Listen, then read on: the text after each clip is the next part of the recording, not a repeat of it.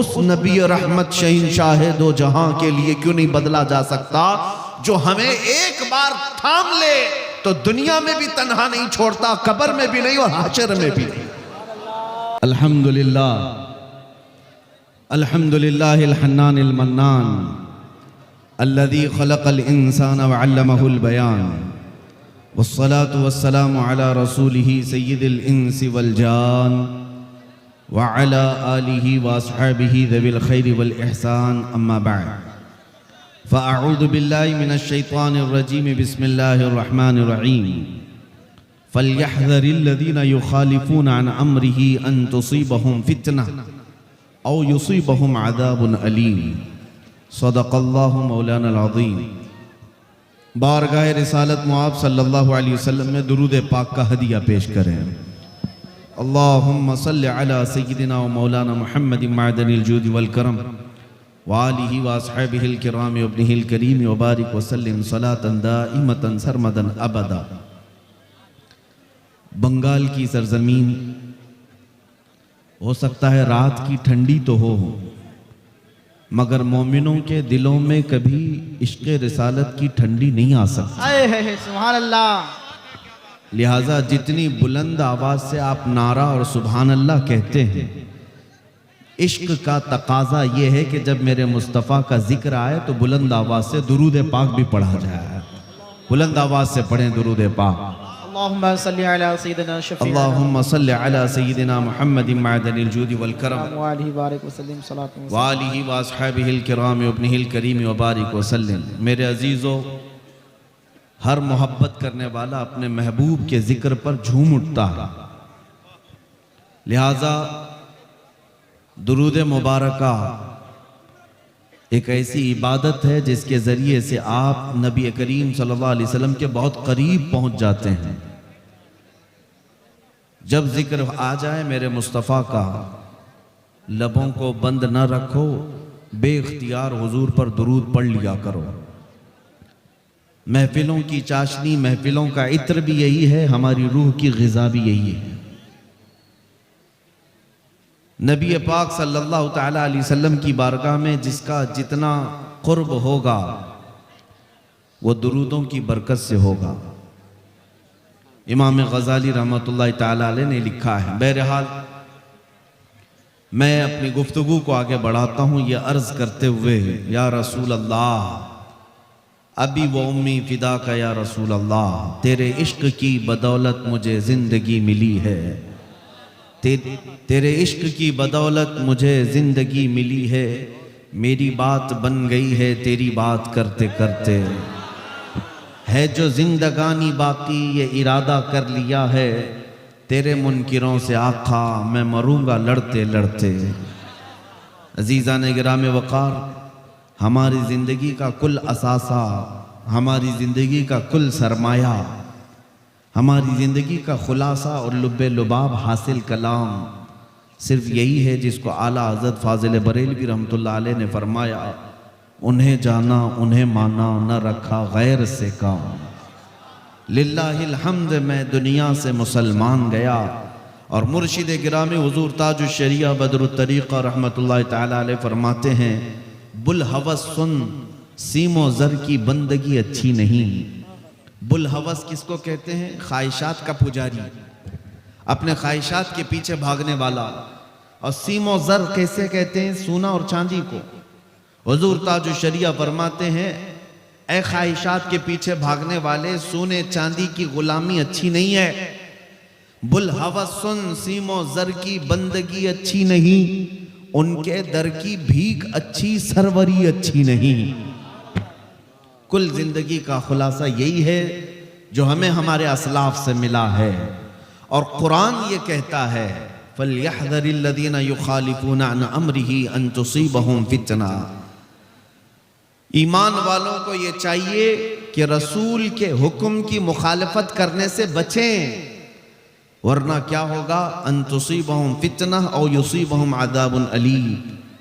या फिर ये होगा कि अगर तुम रसूल के रास्ते को छोड़कर चलोगे, फितने में मुब्तला हो जाओगे या दर्दनाक अजाब में गिरफ्तार हो जाओगे। दो चीजें हैं, समझ करके चलो। नबी पाक सल्लल्लाहु ताला अलैहि वसल्लम को अगर छोड़ दिया, फितने में मुब्तला होगे या अजाब में गिरफ्तार होगे। मैं एक मिसाल आपको बता देता हूं। जंगे उहद जो हुई थी, जंगे उहद इस्लाम की ये दूसरी बड़ी जंग है। इसमें हुआ यह था कि नबी पाक सल्लल्लाहु अलैहि वसल्लम ने एक ऊंचे टीले पर 50 तीरंदाज सहाबा को खड़ा किया था और उनसे कहा था कि जब तक मैं ना कहूं इस पहाड़ से नीचे मत उतरना, क्योंकि वो लोकेशन ऐसा था कि कुफार और मुशरिकीन सामने आते तो ये 50 तीरंदाज सहाबा तीर मार देते, वो सामने आ ही नहीं पाते थे। तो हुजूर पाक सल्लल्लाहु अलैहि वसल्लम की ये हिकमत थी और उन 50 तीरंदाज सहाबा ने अच्छे अच्छे काफिरों को ऊपर से तीर मारा था। फिर जब जंग जो है मैदान में चल रही थी, कुफ्फार मुशरिकीन शिकस्त खाकर भाग रहे थे, अपना माल सब छोड़कर भाग रहे थे। तो जो नीचे सहाबा थे उन्होंने माले गनीमत जमा करना शुरू किया। जंग खत्म होने को आ गई। अब सुनो, जो 50 तीरंदाज सहाबा ऊपर खड़े थे उन्होंने ये सोचा कि हम भी उतर जाते हैं और माले गनीमत जमा करते हैं, चूंकि जंग खत्म हो गई। उनमें से चंद सहाबा ने कहा नहीं, अल्लाह के रसूल ने फरमाया जब तक मैं ना कहूं उतरना नहीं। लेकिन सहाबा में आपस में यह बात हुई कि नहीं, रसूलुल्लाह के फरमाने का मतलब यह है जब तक जंग खत्म ना हो तब तक मत उतरना। जंग खत्म हो गई, वो कुफार भाग रहे हैं, अब यहां हम खड़े होकर क्या करें। तो 40 के करीब सहाबा उतर गए, यानी कई सहाबा उतरे। अब वो जो मेन लोकेशन तक खाली हो गया तो कुफार और मुशरिकीन की तरफ से खालिद बिन वलीद उस वक्त आए थे, अभी वो ईमान लाए हुए नहीं थे। जब उन्होंने देखा कि ये ऊंचा टीला खाली हो गया है, 200 लश्करियों को पीछे से भगाते हुए लाए और जो ऊपर खड़े थे सहाबा उन सबको शहीद किया। और वापस आकर के जो सहाबा माले गनीमत जमा कर रहे थे सब पर हमला किया और जो भागे हुए काफिर थे वो भी पलट कर आ गए। दोनों के बीच में सहाबा पिस गए, 70 सहाबा की जानें गई उस जंग उहद में। मैं ये बात क्यों अर्ज कर रहा हूं, सुनो। ये वही जंग है जिसमें हजरत अमीर हमजा का सीना चाक करके कलेजा निकाल कर चबाया गया है। ये वही जंग है जिसमें हजरत अब्दुल्ला बिन जहश के 80 टुकड़े कर दिए गए थे जिस्म के, और काफिरों ने हार बना करके पहन लिया था उनके टुकड़ों को काट करके। ये वही जंग है जिसमें हजरत अनस बिन नुज़ैर ऐसा पीस दिए गए थे कि एक उंगली के अलावा उनके जिस्म का कोई हिस्सा ही नहीं मिला। ये वही जंग है जिसमें हजरत साद इब्न रबी के जिस्म में 12 नेज़े लगे थे, पेट फट गया था। ये वही जंग है जिसमें खुद रसूलुल्लाह के 2 दांत मुबारक शहीद हुए।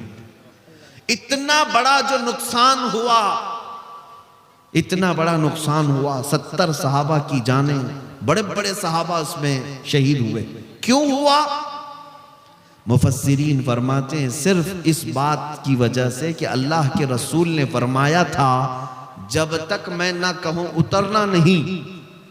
रसूल पाक सल्लल्लाहु ताला अलैहि वसल्लम के फरमान को जो आप समझ रहे हैं कि हुजूर ने जो फरमाया, सहाबा ने ये नहीं है कि नाफरमानी करनी थी, उनकी खता इज्तिहादी थी, उतर गए, जिसकी वजह से इतना बड़ा नुकसान हुआ। सहाबा ने जानबूझकर के हुजूर की नाफरमानी नहीं की, वो उनका इज्तिहाद था। उन्होंने सोचा कि जंग खत्म होने तक के लिए हुजूर ने फरमाया था जंग खत्म हो गई, अब उतर जाएंगे।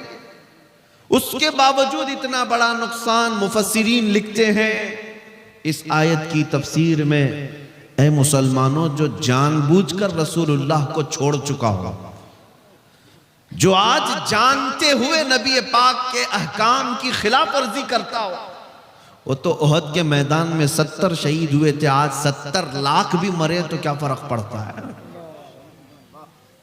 आज 70 लाख की भी जान जा सकती है। वजह यही है जिसको इकबाल ने 2 जुमलों में बयान कर दिया था। क्या है? उनके जो हम गुलाम थे खल्क के पेशवा रहे हैं। उनके जो हम गुलाम थे खल्क के पेशवा रहे, उनसे फिरे जहां फिरा फिर आई कमी वकार में, उनसे फिरे जहां फिरा फिर आई कमी वकार में। ऐ मेरे अजीजों, जज्बात जोश सब अपनी जगह पर, जब तक तुम मोहब्बत के तकाज़ों के मुताबिक नहीं उतर सकते, हुजूर पाक सल्लल्लाहु ताला अलैहि वसल्लम के लिए अपना सब कुछ कुर्बान करना जरूरी है, सिर्फ जुबान से नहीं। अभी मैं पूछूंगा तो सब दो दो हाथ उठाएंगे कि कौन कौन अपनी गर्दन देने को तैयार है। हर कोई हाथ उठाएगा, लेकिन मैं ये पूछता हूं, जो बंदा हुजूर के लिए जान दे सकता है वो कुछ गुनाह छोड़ क्यों नहीं सकता? अपनी आदतों को बदल क्यों नहीं सकता? और मैंने तो ये भी देखा है, 8 दिन का अगर किसी को इश्क हो जाए किसी लैला से, और मजनू को हमने देखा है वो चेहरा भी बदल लेता है, कपड़े भी बदलता है, हेयर स्टाइल भी बदलता है, घंटों लैला के इंतजार में जा करके पार्क में इंतजार भी करता है। मजाजी इश्क में जब तू अपने आप को बदल सकता है, जबकि ये भी भरोसा नहीं लैला कितने दिन तेरे साथ रहने वाली है, ये भी भरोसा नहीं, बावजूद उसके अपने आप को बदल सकते हो, तो उस नबी रहमत शहींशाह दो जहां के लिए क्यों नहीं बदला जा सकता, जो हमें एक बार थाम ले तो दुनिया में भी तन्हा नहीं छोड़ता, कब्र में भी नहीं और हशर में भी नहीं। हशर में भी वो तन्हा कभी नहीं छोड़ते, तो उनके लिए क्यों नहीं बदल सकते?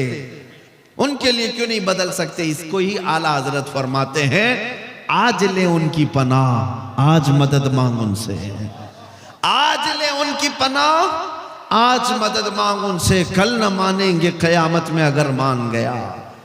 ऐ अजीज साथियों, मुसलमानों, मेरी उम्मत के गयूर नौजवानों, एक हदीस में तुम्हारे सामने रखता हूं, सुनो। अल्लाह के रसूल सल्लल्लाहु अलैहि वसल्लम इरशाद फरमाते, ला युमिनु अहदुकुम हत्ता यकूना हवाहु तबअन लिमा जितु बिही। तुम में से उस वक्त तक कोई मोमिन नहीं हो सकता जब तक वो अपनी ख्वाहिशात को मेरी मर्जी के मुताबिक न बनाए। जिस चीज को मैं लेकर के आया हूं, रसूल पाक लेकर के आए, हुजूर की मर्जी के मुताबिक जब तक तुम अपनी ख्वाहिशात नहीं बनाओगे तब तक मोमिन नहीं।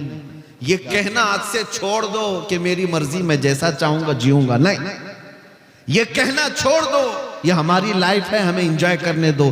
किसी की लाइफ नहीं है, तुम में से किसी की अपनी जिंदगी नहीं है, बल्कि हकीकत में है क्या हमारे पास? ताजु शरिया से सुनो, वो खुद कहते हैं, जिंदगी ये नहीं है किसी की किसी के लिए, वाह वाह वाह वाह, जिंदगी ये नहीं है किसी की किसी के लिए, जिंदगी है नबी की नबी के लिए। ना समझ मरते हैं जिंदगी के लिए, जीना मरना है सब कुछ नबी के लिए। ये है असल जिंदगी, ये है असल जिंदगी। जब तक तुम अपनी ख्वाहिशात को नबी की मर्जी के मुताबिक नहीं ढाल सकते, मोमिन कामिल नहीं हो सकते। सहाबा इकराम रिदवानुल्लाह ताला अलैहिम अजमाइन की चंद मिसालें मैं तुम्हारे सामने रखता हूं। अजीज़ान गिरामी वक़ार, उन्होंने जिस्म की कुर्बानियां दी, माल की कुर्बानियां दी, औलाद की कुर्बानियां दी, जायदाद की कुर्बानियां दी, वतन की कुर्बानियां दी, रिश्तों की कुर्बानियां दी। क्या नहीं किया मेरे मुस्तफ़ा करीम सल्लल्लाहु अलैहि वसल्लम की मोहब्बत पाने के लिए, हर चीज को उन्होंने ठुकराया। हजरत सुहैब रूमी एक सहाबी हैं, जवान, और मक्का मुकर्रमा में उनका हाल ये था, इतनी महंगी खुशबू लगाते थे कि जिस गली से गुजरते पूरी गली महकती थी।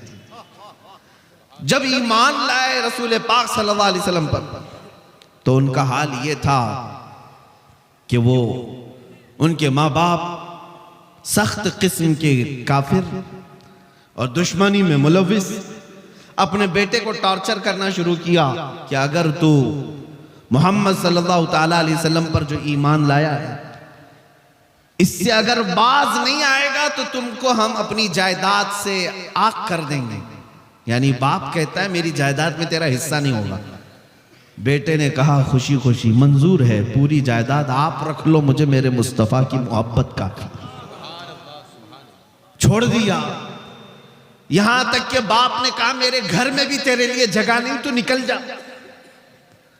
हजरत सुहैब निकलने लगे। सुनो मेरे अजीजों, कहा कि ठीक है तुम अपने घर पे रहो, मैं मदीने चलता हूं।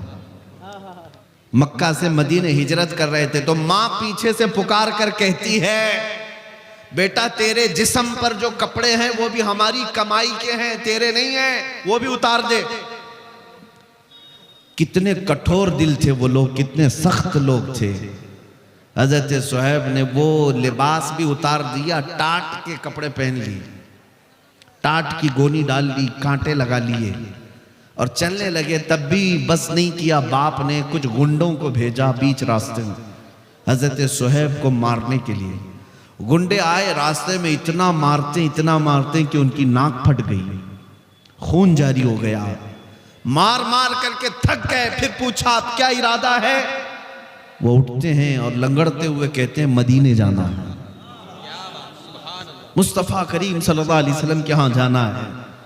ख्वाहिशात तो ये कहती हैं कि अपने घर में रहें, ख्वाहिशात तो ये कहती हैं कि मैं अपने माल का मालिक रहूं, लेकिन ठुकरा देना सिर्फ मेरे मुस्तफ़ा के लिए, यही ईमान है, यही ईमान है। और इतने जख्मी थे, पैदल चल करके मदीने आए।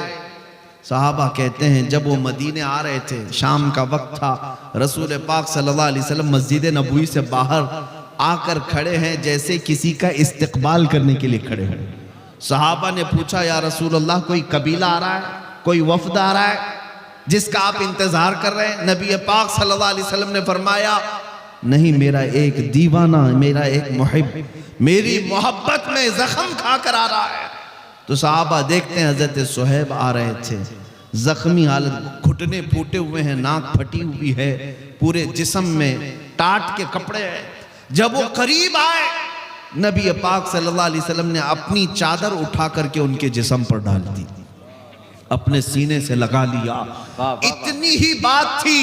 सुनो, हजरत सुहैब कहते हैं ऐ लोगों, दुनिया में सबसे ज्यादा मोहब्बत करने वाली कोई जात है तो वह माँ होती है, सबसे ज्यादा मोहब्बत करने वाली माँ होती है। लेकिन मैं वो बंदा हूं जिससे मेरी माँ ने भी कपड़े उतार लिए, उसके बावजूद अगर मुझे किसी ने चादर पहनाया है तो ताजदार मदीना की जात। वाह वाह वाह वाह, नारे तकबीर, नारे तकबीर, नारे रिसालत, नारे रिसालत। वाह वाह वाह, मुझसे माँ से ज्यादा मोहब्बत करने वाली जात। और फिर रसूल पाक फरमाते, हजरत सुहैब कहते हैं फिर गुंडों ने कितना मारा था, मेरे बाप ने कितना माल लिया था, मेरा घर किसने हड़पा था, मुझे कुछ फिक्र नहीं। या रसूल अल्लाह, हर सितम हर मुसीबत गवारा है, बस एक बार तुम कह दो कि तू हमारा है। उनका मसलक तो यही था, हर मुसीबत हर सितम गवारा है, या रसूल अल्लाह बस एक बार कह दो कि तू हमारा है। वो सहाबा इकराम रिदवानुल्लाहि ताला अलैहिम अजमाइन ने मशक्कतें उठाई हैं, कुर्बानियां दी, अपनी ख्वाहिशात को तर्क किया है। आज नौजवानों से मैं पूछता हूं, सारी ख्वाहिशात का बंडल तो लेकर के अपने साथ बैठे हुए हो, और फिर अगर सिर्फ हम यहाँ बैठ करके नारे रिसालत करें और फिर हिफ्ज़े नामूस रिसालत की बात करें, ये कैसे हो सकता है? ये कैसे हो सकता है? ये शहादत गए उल्फत में है कदम रखना। लोग आसान समझते हैं मुसलमान होना, यहां कुर्बानियां हैं, यहां पर जगह जगह तुम्हारी आजमाइशें, इम्तिहानात हैं। ऐ नौजवानों, हर चीज के लिए तैयार रहो, इसलिए कि खुदाए रब्बुल आलम, खुदाए अजीज व जब्बार ने इस रोए जमीन के सबसे अच्छे दीन पर तुम्हें पैदा किया। सबसे अच्छा दीन इस्लाम, जिस पर तुम्हें अल्लाह ने पैदा किया, और इतना ही नहीं, सबसे महबूब रसूल की उम्मत में बनाया। जाहिर सी बात है, जब सबसे बड़ी दौलत तुम्हारे पास है तो उतना ही कठिन इम्तिहान भी होगा, वैसी ही आजमाइशें भी होंगी, और सबसे ज्यादा दुश्मन तुम्हारे ही होंगे, क्योंकि दौलत सबसे बड़ी तुम्हारे पास है, सबसे बड़ी दौलत तुम्हारे पास है। आप सोचते होंगे कौन हमारी दुश्मनी करता है? आज एक मसला मैं समझा देता हूं आपको, हमारे मुल्क की बात मैं खुल करके कह रहा हूं।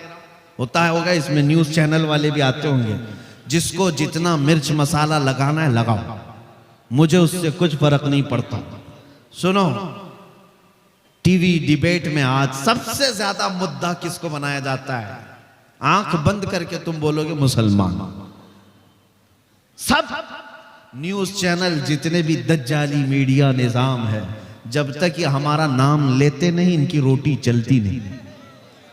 क्यों मियां, क्या बात है? एक तो मैंने सर्वे की रिपोर्टें देखी, मुसलमान इस मुल्क में सबसे बैकवर्ड है।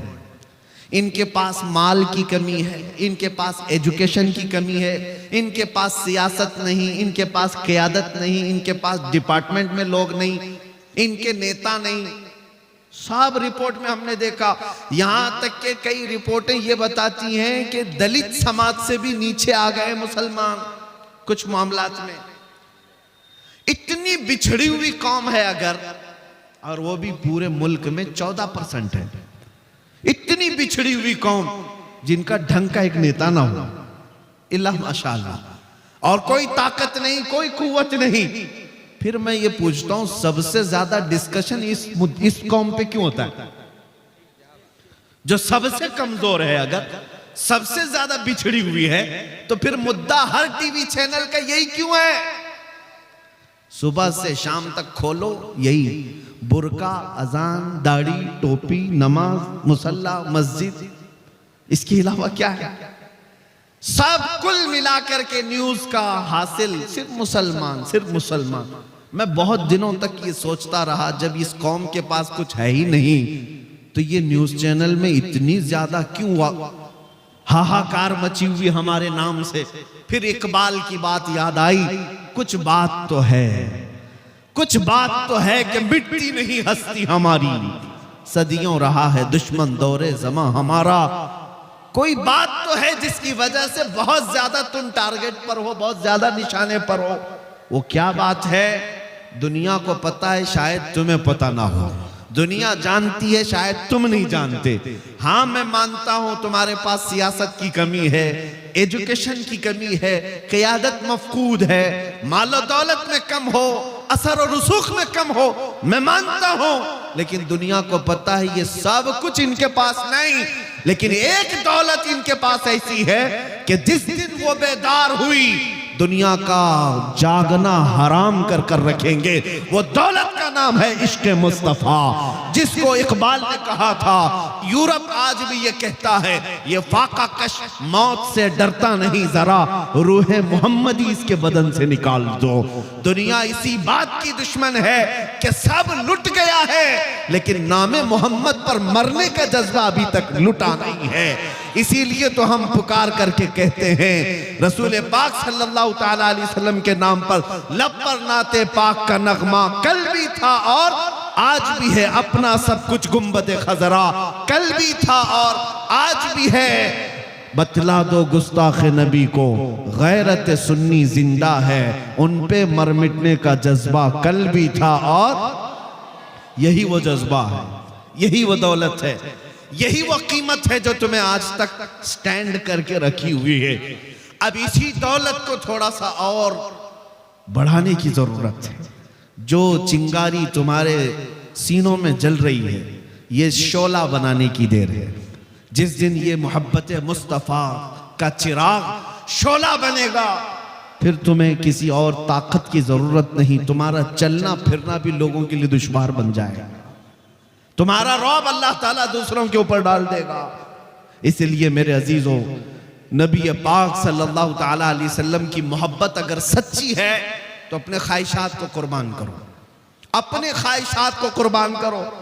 तुम्हारी ख्वाहिश गुनाहों के अड्डों पर ले जाना चाहती है, लेकिन मेरे मुस्तफ़ा तुम्हें मदीने की तरफ बुला रहे हैं। और आला हजरत ने क्या फरमाया, वो तो निहायत सस्ता सौदा बेच रहे हैं जन्नत का, वो तो निहायत सस्ता सौदा बेच रहे हैं जन्नत का। हम मुफलिस क्या मोल चुकाएं, अपना हाथ ही खाली है। और आला हजरत ने ये सबको समझाया था, सूना जंगल रात अंधेरी छाई बदली काली है, सोने वालों जागते रहियो चोरों की रखवाली है। कौन से चोर हैं यहाँ पर, कौन से चोर हैं? वो आला हजरत फरमाते हैं, आंख से काजल साफ चुरा ले, यहाँ वो चोर बला के हैं। तेरी गठरी ताकी है और तूने नींद निकाली है। आंख से काजल चुराते हुए किसी को देखा है आपने? आला हजरत ने इसमें मिसाल देखे कैसे, आंख से काजल चुराने वाले चोर यहां पर हैं। आंख से काजल का मतलब क्या है? एक मोमिन का काजल और सुरमा इश्क मुस्तफा है, मोहब्बत मुस्तफा है जो सबकी आंखों में लगा हुआ है। और ये इश्क मुस्तफा का सुरमा चुराने वाले चोर मौजूद हैं। और जब ये तुम्हारे आसपास फटक रहे हैं तो गहरी नींद में सोना मुनासिब नहीं है। तुम जागते रहो, जागते रहो। दुनिया की मोहब्बत में फरेफ्ता होने वालों सुनो, आला हजरत फरमाते हैं शहद दिखाए जहर पिलाए, कातिल डाइन शोहर कुश, इस मुर्दार पे क्या ललचाए, दुनिया देखी भाली है।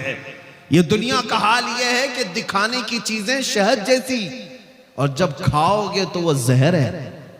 ये गुनाहों को सजा सजा कर लाती है तुम्हारे पास, और तुम उसको समझते हो फैशन है, ये मॉडर्निज्म है।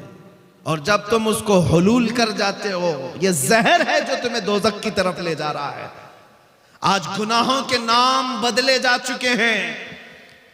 बहुत सारे नौजवान शराब पीते नहीं, शराब नहीं पीते, विस्की पीते नहीं पीते, लेकिन बियर पीते। क्या है मियां, बियर क्या चीज? देखा, वो फ्रूट से बनता है। शराब क्या? शराब पकाने से बनता है, वो भी बहुत सारे फ्रूट से ही बनता है। लोगों को जहन बदलने के लिए नाम बदले गए। जिना का नाम क्लब रख दिया गया, मुजरे करने के लिए, भंगड़ा डालने के लिए बुरे अल्फाज इस्तेमाल किए जाते थे। पहले नचनिया कहते थे, लेकिन अब उसको डांस का नाम दिया जाए, वही फैशन है, वो फैशन है। जुआ खेलने वाले होते थे, उनसे दुनिया बचती थी, लेकिन अब जुएबाज, सट्टेबाज, दुनिया के बड़े बड़े करोड़पति बैटिंग करते हैं। हम क्या काम है? क्रिकेट, फुटबॉल में बैटिंग करना। जुएबाज, गैम्बलर, ये वो लोग हैं जिनके मुतालिक रसूल पाक सल्लल्लाहु ताला अलैहि वसल्लम की अहादीस में सख्त तरीन मजम्मत आई है। सूद खाने वाले, आप ब्याज कहते रहे होंगे, लेकिन अब दुनिया उसको इंटरेस्ट के नाम से, नया लफ्ज फाइनेंस के नाम से खिलाती है। सूद का एक लुकमा खाने वाला, मेरे मुस्तफा फरमाते हैं, खाने काबा के सामने अपनी मां से जिना करने के बराबर है। मुसलमानों को इन तमाम चीजों में लाकर डाल दिया गया है। गुनाहों के नाम बदले गए। इसीलिए एक ही बात मैं कह रहा हूं, तवज्जो से सुने, जब तक तुम अपनी ख्वाहिशात को हुजूर की मर्जी के मुताबिक नहीं बनाओगे, ये दुनिया कदम कदम पर तुम्हें जहर पिलाती रहेगी, जहर पिलाती रहेगी। आपको क्या क्या नाम दे दिए गए। बहुत सारे नौजवान सजने संवरने के नाम पर अपना तशख्खुस बिगाड़ लिया, अपनी आइडेंटिटी बदल ली। तुम्हारी दाढ़ियां तो गटर में बह रही हैं, तुम्हारी टोपियां तो छुपी हुई हैं, शर्म आती है। उन दूसरों को देखो, चोटी रखने में शर्म नहीं आती, बालियां पहनने में शर्म नहीं आती, चूड़ियां पहनने में शर्म नहीं आती। नौजवानों की बात कर रहा हूं, कपड़े फाड़ करके पहनने में शर्म नहीं आती, लेकिन मुस्तफ़ा करीम के अखलाक पर अमल करने में शर्म आती है। इंसाफ करो, फिर कौन से मुसलमान हो। जब तक तुम अपने आप को ना बदलोगे, ये हालात नहीं बदलने वाले। कुरान कहता है, इन्नल्लाह ला युगय्यिरु मा बिकौमिन हत्ता युगय्यिरु मा बिअनफुसिहिम। बेशक अल्लाह ताला उस वक्त तक किसी कौम की हालत को नहीं बदलता जब तक वो कौम खुद अपनी हालत नहीं बदलती। आज बदलने का वक्त है। शायर ने सच कहा है, जगह जगह के थक चुके हैं तुम्हें यह हंगामे, नशाते लज्जते ख्वाबे गिरां बदल डालो। गलत रवि से मनाजिल का बहुत बढ़ता है, मुसाफिरों रविश कारवां बदल डालो। मैं आया हूं सिर्फ यहां पर इस बात के लिए कि तुम्हारे घरों में हर पैदा होने वाला बच्चा मेरे मुस्तफ़ा का सिपाही बनकर के निकले, नबी पाक सल्लल्लाहु ताला अलैहि वसल्लम की इज्जत पर पहरा देने वाला बनकर निकले। इतने बड़े अजीम काम के लिए उठने वाला एक बच्चा, जाहिर सी बात है उसे अंदर से और बाहर से पूरा पाक होना होगा, उसकी तरबियत पर पूरी तवज्जो देनी होगी। यहां पर जितने हाजिरीन आए, सबसे मैं कहता हूं, अगर अल्लाह ने एक बेटा दिया है तो मेरे मुस्तफ़ा के नाम पे पालो, उसकी तरबियत करो नामे मोहम्मद लेकर के, और उसे यूं सिखाओ, मैं सो जाऊं या मुस्तफ़ा कहते कहते, खुले आंख मेरी सल्ले अला कहते कहते। जब वो जवान हो जाए फिर देखना दुनिया उसके सामने उंगली उठाने की भी हिम्मत नहीं रख सकती। आज तुमने अपने बच्चों को आवारा कर रखा है, इनको किसी और के गोद के हवाले कर दिया है, इनको तुम ऐरे गैरे के तरबियत में डाल रखे हो। सिर्फ इतनी बात मैं कहने आया हूं, तुम्हारा हर बच्चा मेरे मुस्तफा का सिपाही होना चाहिए। नबी पाक सल्लल्लाहु ताला अलैहि वसल्लम की मोहब्बत में उसकी परवरिश होनी चाहिए। एक माँ का जज्बा देकर मैं अपनी गुफ्तगू को समेटता हूं। तवज्जो, मदीने की खातून है, मदीने की खातून है। जंगे उहद में एक नौजवान शहीद हो गया, जंग में एक नौजवान शहीद हो गया। लोगों ने आकर के उसकी माँ को बताया तुम्हारा बेटा शहीद हो गया। अकलौता बेटा था। अगर हमारी औरतों का कोई एक जवान बेटा दुनिया से चला जाए, पता नहीं वो आसमान सर पर उठा ले, मातम करने लगे, चेहरा नोचने लगे, बाल खोलने लगे। नहीं, मदीने की खातून थी, हिजाब में निकलती है, सीधे उहद के मैदान में आती है, रसूल पाक सल्लल्लाहु अलैहि वसल्लम का दीदार करती है और पूछती है या रसूल अल्लाह, क्या मुझे इजाजत है मैं अपने बेटे को देख सकूं, मेरे बेटे की लाश देखूं? नबी पाक सल्लल्लाहु अलैहि वसल्लम ने फरमाया हाँ, तेरा बेटा शहीद हो गया, अल्लाह उसको बुलंद मकाम दे, जा तू देख सकती है। सुनो ए मुसलमानों, वो खातून आई अपने बेटे को ढूंढते हुए, मैदान में पड़ी हुई एक लाश है, जवान बेटे की लाश। जब माँ देखे तो कलेजा फट जाना चाहिए, लेकिन कमाल है वो मदीने की खातून, सलाम हो उनकी अजमतों और कुर्बानियों पर, अपने बेटे की लाश के करीब आई, जिस्म से जुब्बा हटाया, जिस्म से जुब्बा हटाया और पलटा, पीठ पर हाथ फेरती रही, सीने पर हाथ फेरती रही, फिर जुब्बा सीधा किया, मुस्कुराई और सजदे में गिर गई, सजदे में गिर गई, शुक्र अदा करने लगी। सहाबा वहां खड़े थे, उन्होंने पूछा है खातून आप ये क्या कर रही हैं? सुनो मदीने की खातून क्या कहती हैं। कहती हैं बात दरअसल ये है, मेरे इस जवान बेटे की मैंने शुरू से परवरिश इसी नाम पे की थी कि कभी इसकी जवानी काम आए तो मेरे मुस्तफा के काम आए, मेरे नबी पाक की इज्जत के लिए काम आए।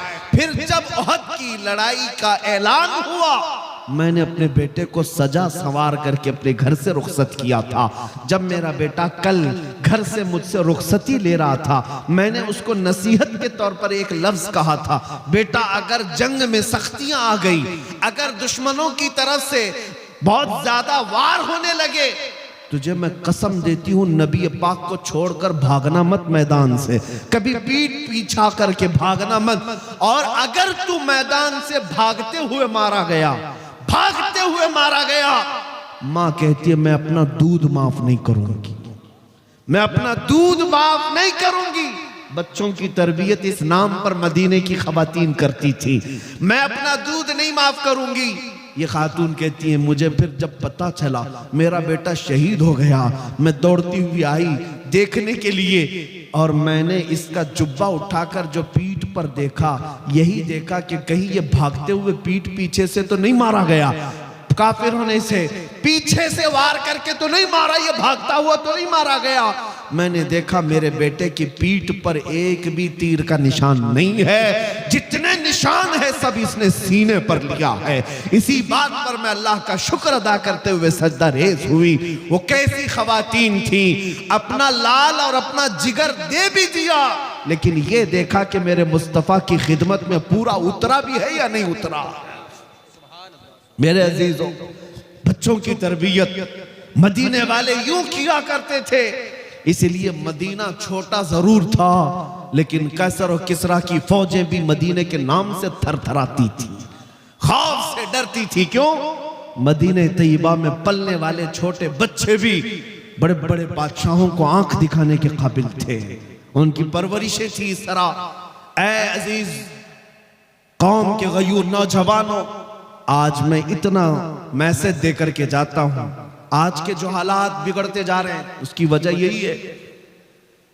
जाहिर सी बात है, जब तुम सोने लग जाओगे तो कुत्ते राज करना शुरू कर देंगे, तुम्हारा चलना फिरना जारी रहेगा तो कुत्ते अपनी अपनी जगहों पर जाएंगे।